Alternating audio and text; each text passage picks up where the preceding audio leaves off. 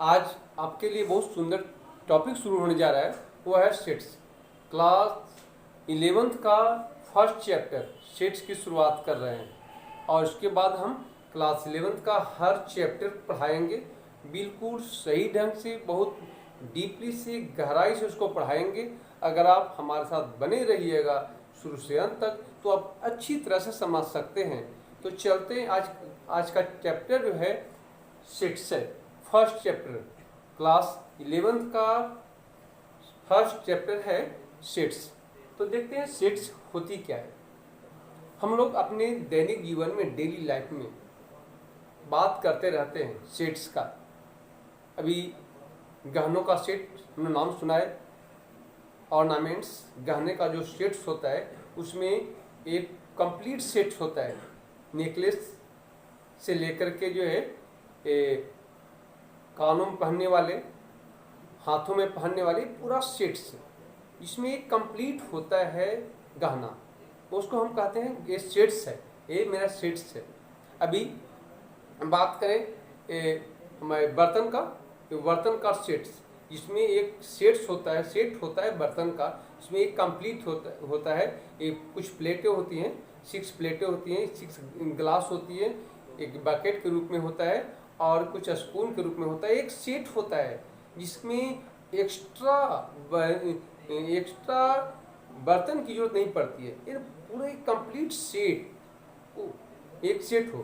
तो सेट क्या, अभी हम बात करें नदियों का समुच्चय, नदियों का सेट्स, मतलब कि इंडिया में अगर नदी, रिवर, जितने भी रिवर है उसी का एक सेट बनाया जाए तो हम कह सकते हैं set of Indian river. India में जितने भी रिवर है उसका सेट को क्या बोलते हैं, सेट ऑफ इंडियन रिवर। ये इसका मतलब फिक्स है कि इंडिया में इतना ही सारा रिवर है और उसका पूरे समूह। अगर हम बात करें कि अपने परिवार में, फैमिली में जितने मेंबर हैं उसका सेट, तो हम क्लियर हो जाता है कि वह एक परिवार में टोटल मेंबर को हम लोग एक सेट के रूप में रखे हैं तो वह सेट होता है। यानी कि सेट है क्या, सेट का मतलब होता है संग्रह, collection of well defined object, collection of well defined object. चलिए देखते हैं डिफाइन से। एक collection of well defined objects is called sets. Collection of well defined object is called set. Collection of, किसका कलेक्शन, हर वस्तु का, हर ऑब्जेक्ट का collection नहीं है, किसका collection, collection of well defined भी कैसा, वेल, अच्छी तरह से, जिस ऑब्जेक्ट को हम अच्छी तरह से डिफाइन कर सकते हैं, जान सकते हैं, उसके जो समूह होता है, उसके जो ग्रुप होता है, उसे हम सेट्स कहते हैं। ये तो क्लियर हो गया। Collection of well defined object is called set. तो कैसा ऑब्जेक्ट है, वेल डिफाइंड, जिस ऑब्जेक्ट को हम पूरी तरह से डिफाइन कर सकते हैं। अभी अगर कहा जाए कि आपके स्कूल में टैलेंट स्टूडेंट की संख्या, number of talent student in your school, तब एक कंफ्यूजन हो जाती है कि टैलेंट किस आधार पर, टैलेंट उसके पढ़ाई के आधार पर, प्ले के आधार पर या किसी अन्य बात के आधार पर। तो एक कंफ्यूजन जहाँ पैदा हो वह सेट नहीं हो सकता है। एक कंफ्यूजन पैदा हो उसमें सेट कभी नहीं हो सकता है। अगर आपके परिवार में जितने भी मेंबर हैं, जितने भी पीपुल हैं, सभी का संग्रह, तो ये क्लियर है कि हमारे परिवार में किसी में 5 है, किसी में 6 है, किसी में 7 है, किसी में 8 है, तो ये फिक्स है। यानी कि उसको अच्छी तरह से हम जानते हैं, डिफाइन कर सकते हैं। अभी भारत में नदियों का सेट, तो अच्छी तरह से डिफाइन कर सकते हैं कि किसके बारे में कहा जा रहा है, इंडियन रिवर। तो जितने भी इंडियन रिवर है उसमें हमको में पूर्ण रूप से पता हो तो उसे हम क्या बोलते हैं, सेट। अगर ये नहीं कि इंडियन रिवर इसको अमेरिकन रिवर में इसमें ऐड किया जाए या जर्मन का रिवर को ऐड किया जाए, ऐसी बात नहीं, सिर्फ इंडियन रिवर को, तो एक सेट है। तो सेट का आगे अगर हम लिखते हैं AEIOU, ये 5 लेटर क्या है, एक सेट है इंग्लिश अल्फाबेट। इंग्लिश अल्फाबेट का कौन सा, वॉवेल, ये इंग्लिश अल्फाबेट का वॉवेल का सेट है, ये वॉवेल का सेट है। कहने का मतलब ये इसमें कॉन्सोनेंट एक भी नहीं है, तो इसको हम सेट कहेंगे। तो जिसमें हम कन्फर्म रूप से डिफाइन कर सकते हैं, जिसमें कोई कन्फ्यूजन नहीं हो, जिस ग्रुप के मेंबर में कोई कन्फ्यूजन नहीं हो, वह सेट्स कहलाता है। तो क्लियर हो गया कि सेट्स है क्या। चलिए, इस वर्ड को, सेट्स वर्ड को एक जर्मन मैथमेटिशियन जॉर्ज कैंटर ने दिया था। इस वर्ड को सबसे पहले जॉर्ज कैंटर एक जर्मन मैथमेटिशियन थे, उसने नीचे रखा था सेट्स। आप तो देख लीजिए सेट्स है क्या, और अब इसको रिप्रेजेंट कैसे करेंगे। सेट्स को रिप्रेजेंट करने के लिए जिसे मान लेते हैं 1 2 3 4, ए नेचुरल नंबर है, एक ग्रुप ऑफ नेचुरल नंबर, तो इसे हम एक सेट के रूप में लिखते हैं, एक सेट के रूप में लिखते हैं, तो इसे कैपिटल लेटर से इंडिकेट करते हैं। सेट को रिप्रेजेंट कैपिटल लेटर से करते हैं। याद रखना है कि सेट का रिप्रेजेंटेशन कैसे होता है, कैपिटल लेटर से। और अगर इसमें जो एलिमेंट होता है उसे हम स्मॉल लेटर से रिप्रेजेंट करते हैं। Suppose that A is equal to, अगर हम लिखते हैं AEIOU, AEIOU, ये क्या है, सेट ऑफ वॉवेल, वॉवेल का सेट है ऑफ इंग्लिश अल्फाबेट। तो इसको हम, इसके अंदर जितने भी मेंबर होते हैं सभी को हम स्मॉल लेटर से लिखते हैं और सेट को कैपिटल लेटर से लिखते हैं। तो कंप्लीट हो गया कि सेट को हम रिप्रेजेंट कैपिटल लेटर से करते हैं और उसका जो मेंबर होता है उसे स्मॉल लेटर से करते हैं। इसके मेंबर जो होता है AEIOU, उसको हम स्मॉल लेटर से रिप्रेजेंट करते हैं।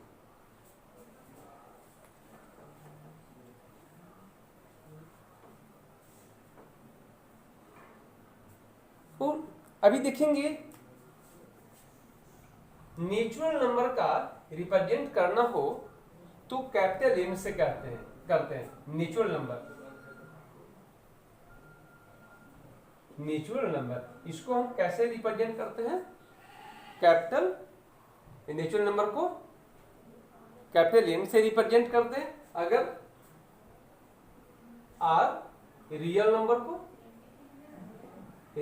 को रिप्रेजेंट करना हो तो कैपिटल आर से, अगर इंटीजर को रिप्रेजेंट करना हो, पॉजिटिव इंटीजर को, पॉजिटिव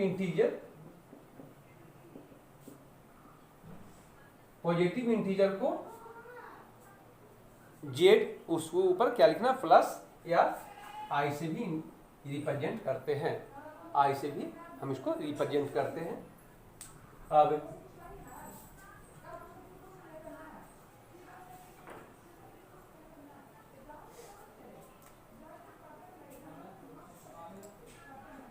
Q प्लस एक पॉजिटिव रेशनल नंबर को रिप्रेजेंट करना है तो Q ऊपर क्या लिखेंगे, प्लस। पॉजिटिव रेशनल नंबर के लिए एक Q ऊपर क्या लिखेंगे, प्लस। ये पॉजिटिव रेशनल नंबर को रिप्रेजेंट करेगा। और ये आर, कैपिटल आर, उसके ऊपर अगर प्लस का साइन हो तो ये क्या रिप्रेजेंट करेगा,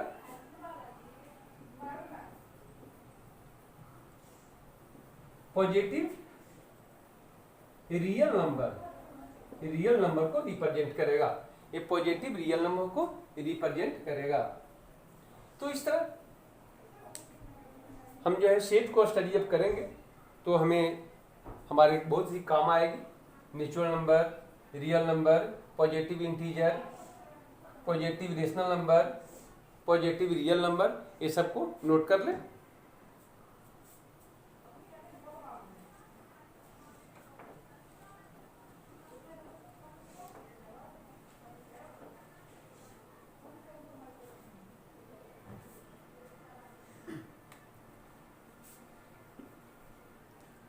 सपोज दैट एक सेट है, उसमें कुछ मेंबर है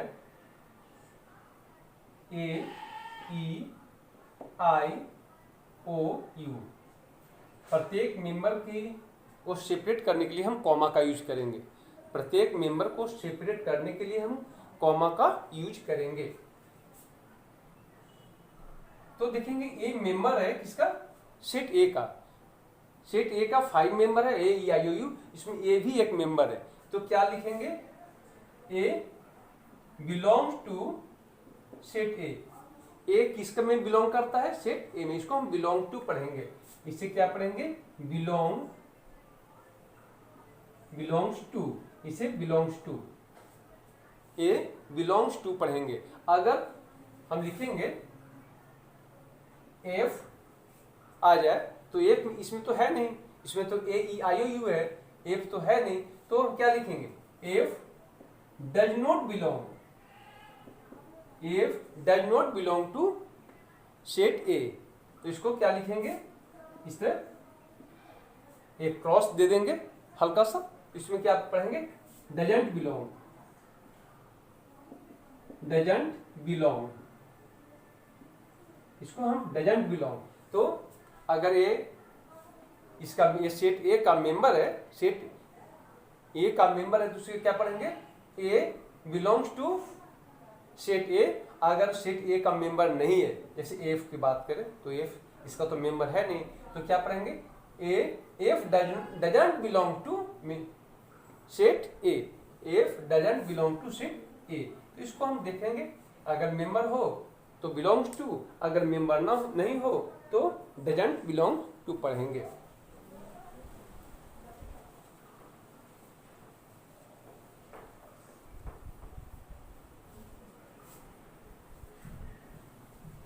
अब सेट को रिप्रेजेंट्स करते हुए तो देख लिए कि कैसे करेंगे। अब देखेंगे set, types of set.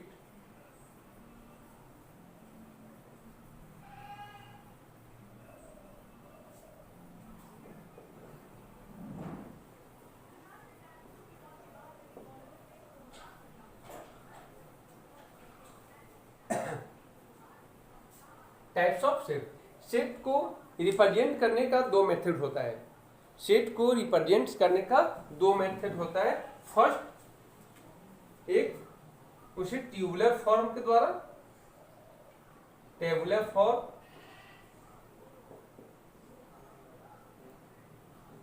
Tubular form, या इसे रोस्टर फॉर्म भी कहते हैं। रोस्टर फॉर्म, रोस्टर फॉर्म के द्वारा रिप्रेजेंट करेंगे, या symbolic form, symbolic form, symbolic form, या set builder form, set builder form. इसे सिंबॉलिक फॉर्म या सेट बिल्डर फॉर्म के द्वारा रिप्रेजेंट करेंगे। तो सेट को दो तरह से रिप्रेजेंट कर सकते हैं, एक ट्यूबुलर फॉर्म और एक सिंबॉलिक फॉर्म या सेट बिल्डर फॉर्म भी कहते हैं। अब एक सेट ट्यूबुलर फॉर्म क्या होती है, जैसे अगर दिया जाए ए इज इक्वल टू, और एक ध्यान देना इस बात को कि सेट के अंदर जितने भी मेंबर होते हैं उसे हम एक कर्ली ब्रैकेट के अंदर रखते हैं। इस साइन को अंदर रखते हैं, इसको हम कर्ली ब्रैकेट कहते हैं। कर्ली ब्रैकेट के अंदर जैसे ए, e, i, o, you, A, e, i, ओ, ए। अगर हम प्रत्येक मेंबर को सेपरेट अलग अलग रिप्रेजेंट करेंगे, अलग अलग प्रत्येक मेंबर को अलग अलग रिप्रेजेंट करेंगे, तो उसे हम ट्यूबुलर फॉर्म या रोस्टर फॉर्म कहेंगे। प्रत्येक मेंबर को अलग अलग रिप्रेजेंट करेंगे। इसमें प्रत्येक मेंबर है तो अलग अलग हम रिप्रेजेंट कर रहे हैं। ए ई आई ओ इसको हम क्या बोलते हैं, ट्यूबुलर फॉर्म या रोस्टर फॉर्म बोलेंगे। जैसे अभी ए इक्वल टू 1 2 3 4, इसको सेट ऑफ नेचुरल नंबर, इसको अलग अलग अगर रिप्रेजेंट करेंगे 1 2 3 4 तो इसे क्या बोलेंगे, ट्यूबुलर फॉर्म या रोस्टर फॉर्म बोलेंगे। ये तो कंप्लीट हो गया। अब ये सिंबॉलिक फॉर्म क्या होती है, अब सिंबॉलिक फॉर्म को देखते हैं। अब इसे सिंबॉलिक फॉर्म कैसे लिखेंगे, A equal to a e i o u, ये जो सेट है उसमें 5 मेंबर है ए ई आई ओ, इसे कैसे लिखेंगे, ए x such that x is a vowel of English alphabet,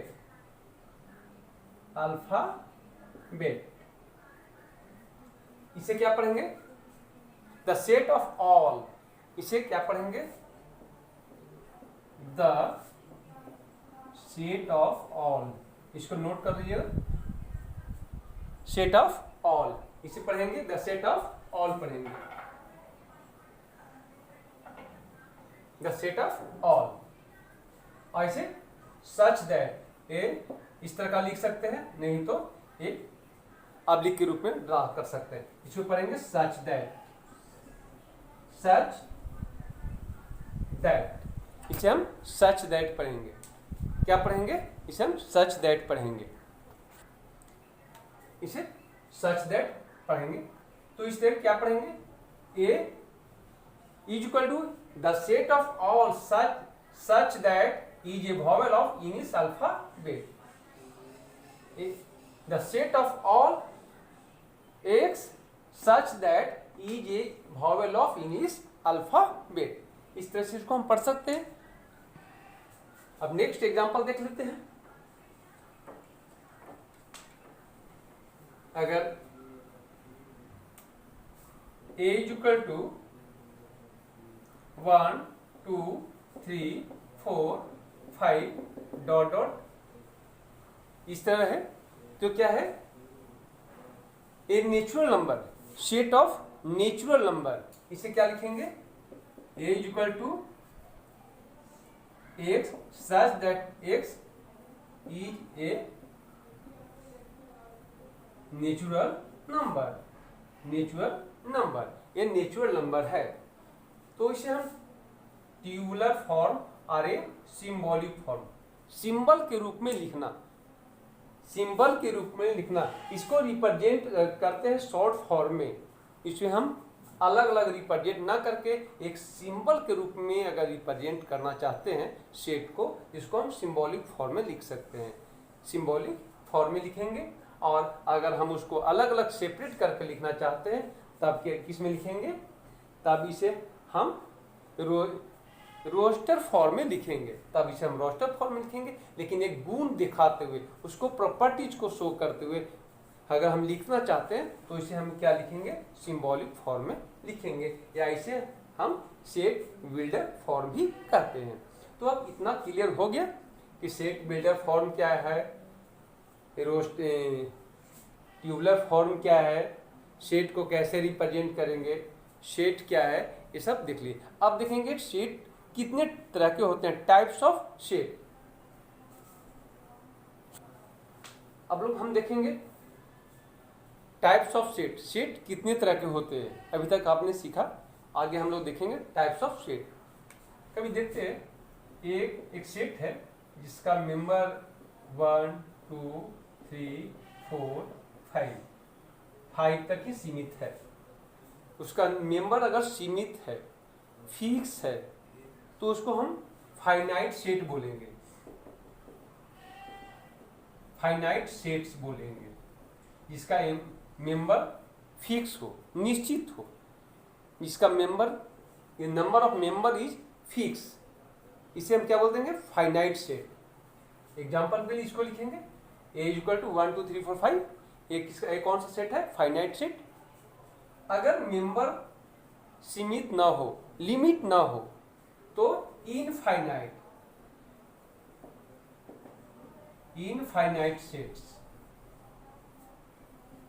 A equal to 1 2 3 4 dot dot. इसका मेंबर फिक्स नहीं है, कितना जाएगा आगे तक ये क्लियर नहीं है। तो जिसका मेंबर फिक्स ना हो उसे हम इनफाइनाइट सेट बोलेंगे। जिसका मेंबर फिक्स ना हो, जिसमें number of member not fix is called infinite set. जिसमें मेंबर फिक्स ना हो इसको इनफाइनाइट सेट। तो क्लियर हो गया finite sets, infinite sets. Next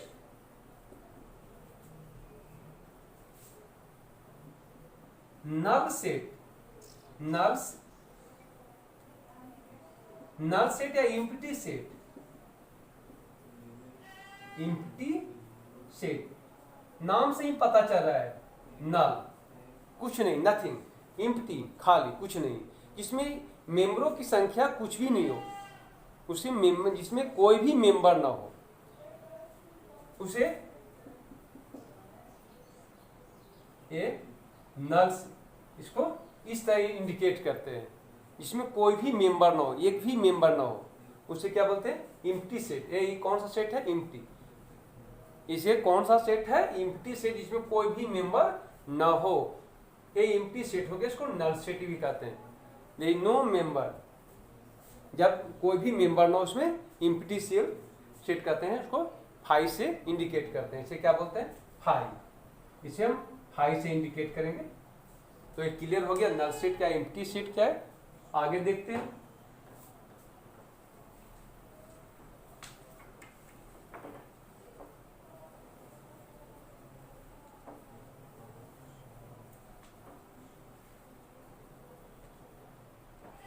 next है single set, singleton.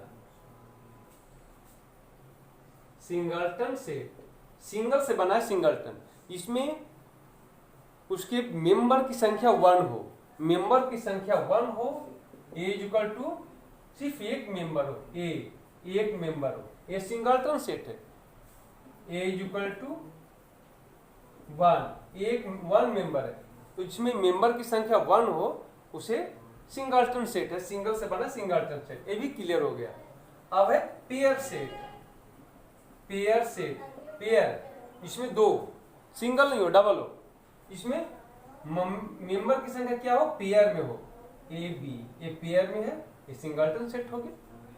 A equal to 2 5, ये पेयर में है, ये सिंगलटन सेट हो गया। ये पेयर में, तो जिसमें पेयर में हो उसे पेयर सेट, सिंगल हो सिंगलटन सेट। अगर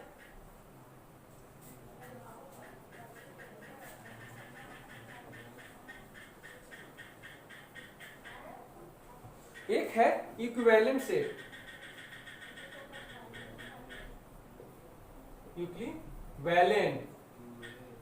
इक्विवेलेंट सेट। इक्विवेलेंट सेट, अगर दो सेट में दोनों का नंबर ऑफ फैमिली इक्वल हो तो उसे सिंगलटन सेट कहते हैं। एग्जांपल के द्वारा समझते हैं। ए इक्वल टू, अगर ए में 1 और 2 मेंबर है और बी एक सेट है, उसमें भी ए और बी मेंबर है, यानी कि नंबर ऑफ मेंबर दोनों में इक्वल है, नंबर ऑफ मेंबर दोनों में इक्वल है, तो इस number of A is equal to number of B, इसे क्या बोलते हैं? Equivalent set. इक्विवेलेंट यानी कि नंबर के आधार, अकॉर्डिंग टू नंबर के आधार पर अगर दोनों बराबर है तो हम इसको इक्विवेलेंट सेट कहते हैं। अगर ये दोनों में समान हो, जैसे अगर देखते हैं A is equal to a b और B is equal to b और ए, इसमें दोनों का मेंबर, इसमें भी ए बी, इसमें भी ए बी, हाँ अरेंजमेंट आगे पीछे तो इससे कोई फर्क नहीं पड़ने वाला है, तो दोनों में ए बी है। तो इस तरह का दोनों के में ए बी हो, यानी कि न मेंबर समान, मेंबर इक्वल हो, दोनों सेम हो, सेम मेंबर अगर दोनों में प्रेजेंट हो तो उसको इक्वल सेट कहते हैं, इक्वल सेट कहते हैं। जब सेम मेंबर दोनों में प्रेजेंट हो उसको इक्वल सेट कहते हैं। अगर सेट के अंदर सेट हो तो सेट ऑफ सेट, सेट के अंदर सेट। अब इसकी बात करेंगे, set of sets, set of set, set के अंदर सेट हो। ए इक्वल टू अगर हम लिखते हैं 1 2 5 4,